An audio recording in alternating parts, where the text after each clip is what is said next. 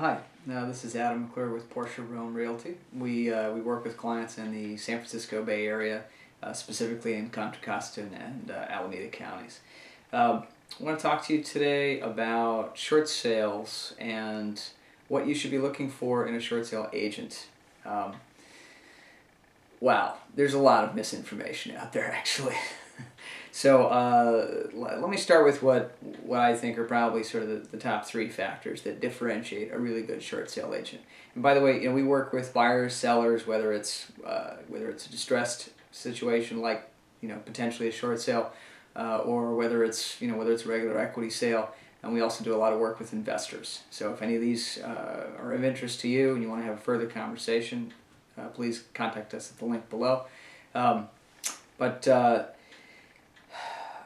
I would say, the most important thing for short sales actually is an agent who understands strategy. Because really what's going on is you're engaging ultimately in a negotiation with three parties.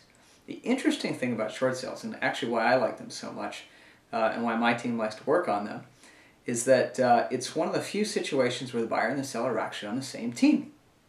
So what you've got is a situation where the buyer is trying to get the best deal possible, and usually the seller says, oh heck no, I'd like to get the most money possible, and so the negotiation happens between the buyers and the seller's agent and the buyers and the sellers themselves.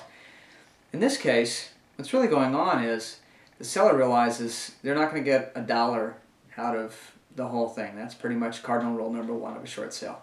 You don't get any cash out. You walk away, you get cleaned up, or at least you get less damage to your credit, but you don't get any cash at the closing.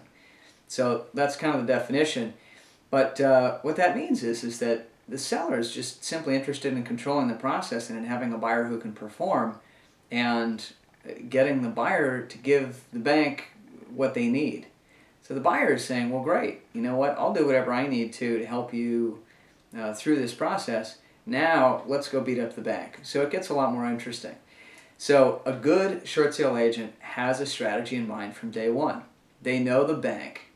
So that's criteria number two. They've got enough experience, and we've done, my team has processed literally thousands of transactions, and we know every bank that's out there, and our close ratio is over 90% because of the folks that we work with. The banks themselves all have slightly different rules and different ways of working. But when you've got a good strategy, you start off with the end in mind. And that means looking at, well, do you have a first note? How big is it? Who is it with? Second note, who is that with? How large is that? And that determines the behavior that you're going to see out of the lenders. So when you take a package, first we go out and we market this. And, and we market very heavily to get multiple offers, and we usually do. And we price it so that it is somewhat aggressive, meaning lower, and then you're going to get more interest from buyers and get them to write those offers. That's what's essential. Because after you get into the negotiation, now you find out, okay, how far is somebody really willing to go? And hopefully if you've got multiple offers, then you've always got somebody else in mind. You've always got another backup. So strategy, step one really should be about effective marketing and bringing enough buyer interest that you've got a couple different possibilities to get to the end of the chessboard there, as it were.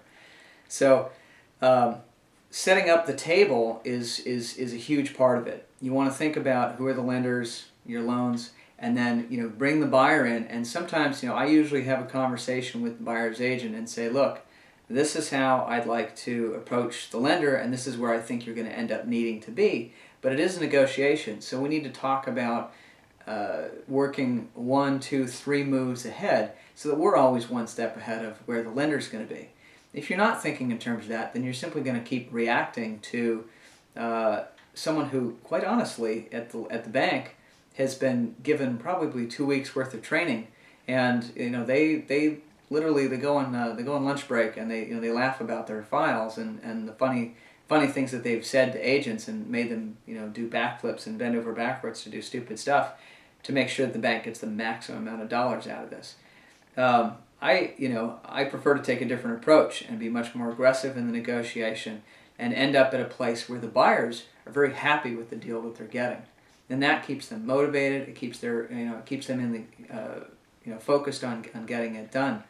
Because really the reason why the average rate of closing for short sale is about 36%, it really boils down to the buyers just mostly getting fed up. Is that the process itself gets dragged out, it takes too long, there's unrealistic expectations set from the beginning, and by the time they get to something, maybe the second counteroffer from the bank, you're like, ugh, this is way more than I had initially anticipated. Well, why did you show up with your best offer to begin with? There's a new one. So that goes against a lot of the popular advice that's out there. So that kind of summarizes my approach a little bit. Is you want to have a great strategy.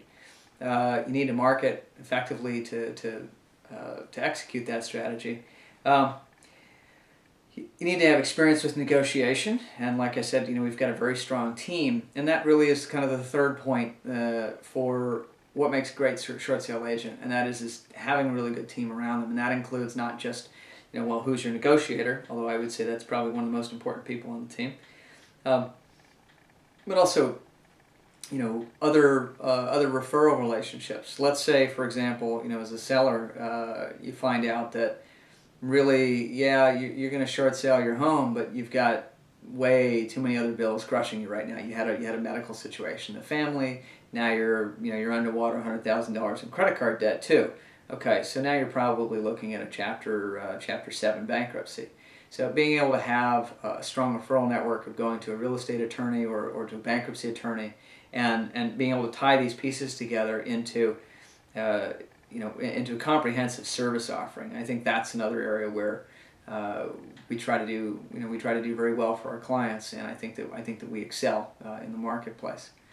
So I hope that gives you a little bit of a sense of what makes a good short sale agent. It's just a small snapshot. For a much more detailed conversation about that, or about where's the market, or how do I invest today, give us a call or look us up at the link below, and we'll be happy to talk to you some more. Thanks a lot.